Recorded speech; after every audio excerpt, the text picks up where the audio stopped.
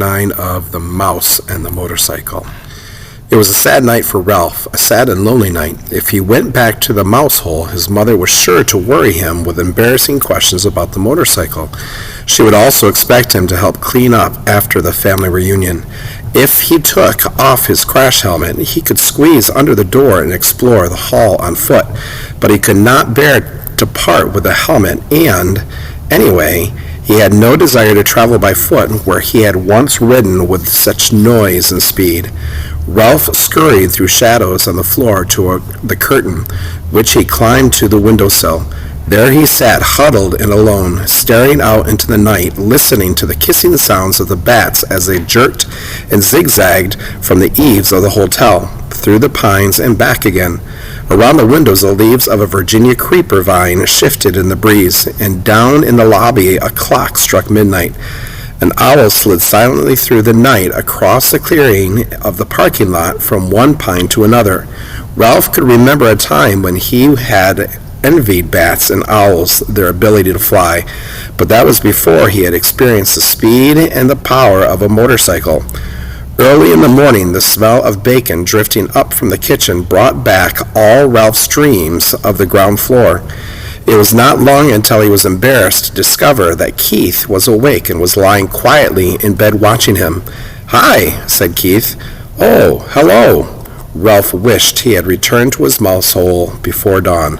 "Well, I guess it's about time for me to go home to bed." Keith sat up. "Don't go yet. Wait until my folks get up." Ralph leaped to the floor.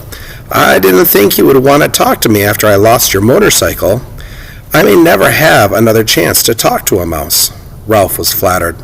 It had never occurred to him that a boy would consider talking to a mouse anything special. "What would you like for breakfast?" asked Keith. "You mean we still get room service? After what I did?" "Sure." Keith pulled his knees up under his chin and wrapped his arms around his legs. "You mean you aren't mad at me anymore?" asked Ralph. "I guess you might say I'm mad, but not real mad," Keith decided. "I've been lying here thinking. It wouldn't be right for me to be real mad because I get into messes myself. My mom and dad tell me I don't stop to use my head." Ralph nodded. "I guess that's my trouble too. I don't stop to use my head." "They say I'm in too much of a hurry," said Keith. "They say I don't want to take time to learn to do things properly." Ralph nodded again. He understood. If he had waited until he had learned to ride the motorcycle, he would never have ridden off the bedside table into the wastebasket. "I'll never forget the first time I rode a bicycle with handbrakes," reminisced Keith. "I took right off down a hill. I had always ridden bicycles with foot brakes, and when I got going too fast, I tried to put on foot brakes, only there weren't any." "What happened?" Ralph was fascinated. "By the time I remembered to use the handbrakes, I hit a tree and took an awful spill." Somehow this story made Ralph feel better. He was not the only one who got into trouble. "The hard part is," continued Keith, "I am in a hurry. I don't want to do kid things. I want to do big things, real things. I want to grow up."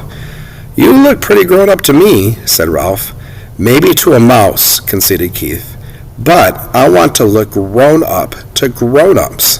"So do I," said Ralph with feeling. "I want to grow up and go down to the ground floor." "Everybody tells me to be patient," said Keith, "but I don't want to be patient."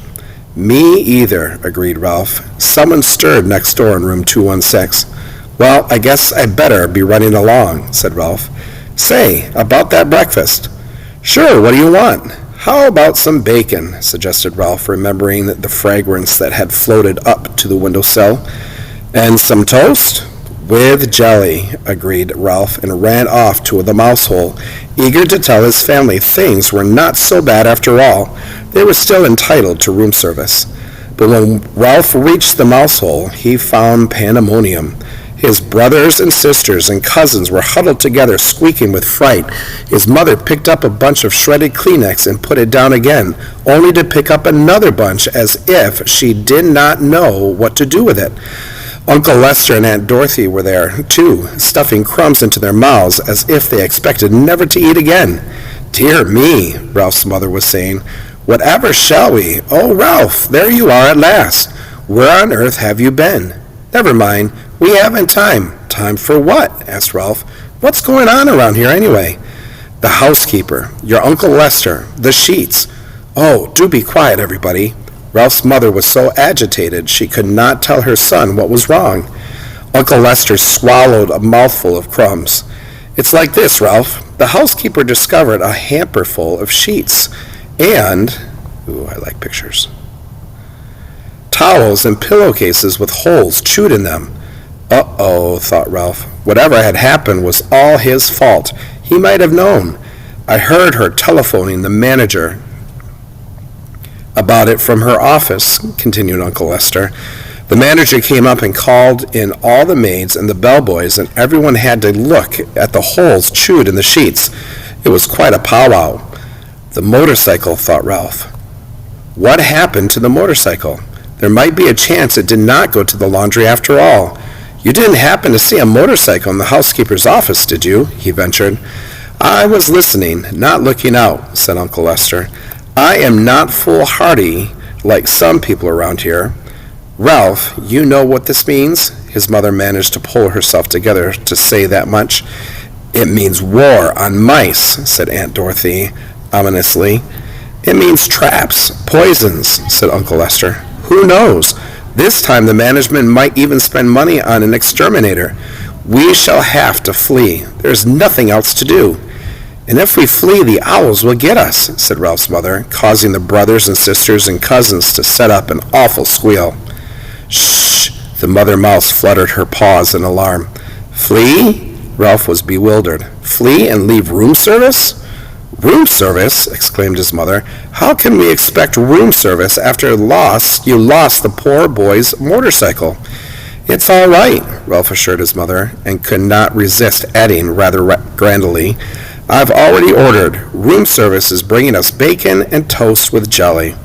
This news silenced everyone. A breakfast of bacon and toast with jelly delivered to the mouse nest without first being dropped on the carpet was not to be abandoned lightly.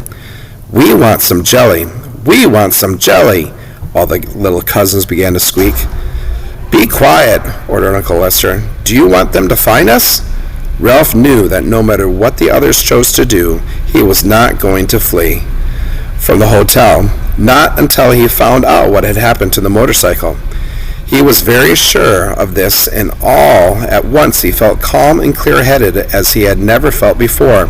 He knew exactly what his family should do. "Be quiet, everybody," Ralph ordered, standing up straight so all of his relatives could see him.